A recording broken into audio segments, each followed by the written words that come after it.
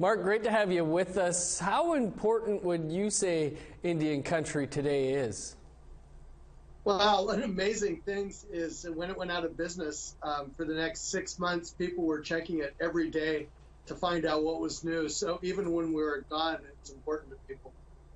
Yeah, despite it being so important, as you mentioned, roughly 2 years ago, it all nearly came to a crashing halt. What happened? Well, I think that they had a different vision than I do. Their vision was much more kind of mainstream media, and mine is much more public media where we raise money and we don't just try to do it on the business side. We try to make it where readers support us and help us out all the way along the lines. And Indian Country Today has launched its fall fundraiser with the stated goal of creating a national broadcast. Can you tell us what that would look like and how likely it is? Sure. Well, I think it's going to happen. What really changed everything for us was a year ago this month was the election, and we knew it was going to be a historic election, and we wanted to cover it in a different way.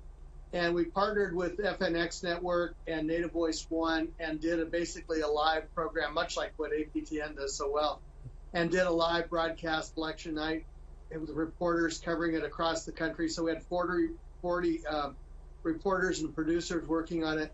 And that next morning, people started saying, what next? What can we do now? How can we keep this up? And that's when we started to look around for partners. And almost immediately, Arizona State University said, well, why don't you come here and build your base and make us your home? And they've just been great partners for that. Amazing. Well, we're wishing you all the best there, Mark. I'm wondering, while we have you on the line, if you don't mind commenting on, an important anniversary this week, and that's the 50th anniversary of the occupation of Alcatraz. Can you explain the event and the significance to our viewers?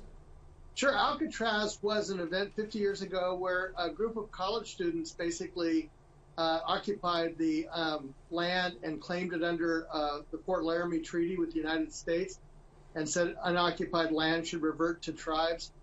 It was one of those cases where it captured the moment and changed everything. People started to think differently about, in fact, one of the stories we ran today said it was our civil rights movement. It galvanized young people. It made them say that we can do things differently and stand up to the United States when necessary. The amazing thing was the United States let it go on for 19 months. And you think about Standing Rock and some of the other events more lately, how the police go in with military. But this one was one where the government basically backed down and let it play out over a long period of time. Well, looking forward to catching up on your coverage. Mark, we'll leave it there, but appreciate you taking some time for us. Happy to do it.